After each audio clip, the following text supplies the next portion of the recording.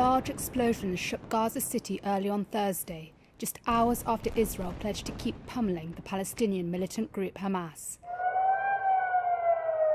Earlier, Hamas fired a barrage of rockets into Israel, targeting Jerusalem and Tel Aviv. One rocket hit an apartment building in the city of Petah Tikva. There were no immediate reports of casualties. Israel on Thursday began preparing ground troops along the Gaza border. This week has seen the most intense conflict between the two sides since 2014 and has prompted Washington to send a top diplomat to the Middle East. At least 67 people have been killed in Gaza since Monday, according to the enclave's health ministry. 7 people have been killed in Israel, medical officials said. In a phone call with US President Joe Biden, Prime Minister Benjamin Netanyahu said Israel would continue to target the military capabilities of Hamas. Still, Biden said he was confident the conflict would end soon. My expectation and hope is that this will be closing down sooner than later.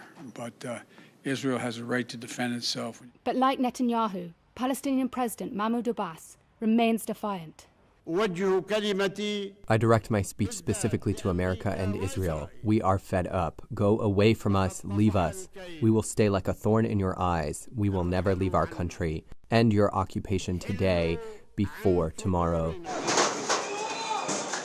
There have been clashes between Palestinians and Israeli forces in the West Bank. Violence also flared in mixed Jewish-Arab towns in Israel, like Lod. Explosions could be heard and police vehicles were set on fire, despite the police imposing a rare nighttime curfew. In the Israeli town of Bat Yam, a crowd of Jewish rioters attacked an Arab driver on Wednesday night, according to Israeli media. Video showed the driver being dragged out of his car by men who attacked him until he was left bleeding on the ground. Israel's president has warned of a civil war between the country's Arabs and Jews. The violence follows weeks of tension and clashes between Israeli police and Palestinian protesters outside the Al-Aqsa Mosque in Jerusalem during the holy Muslim month of Ramadan.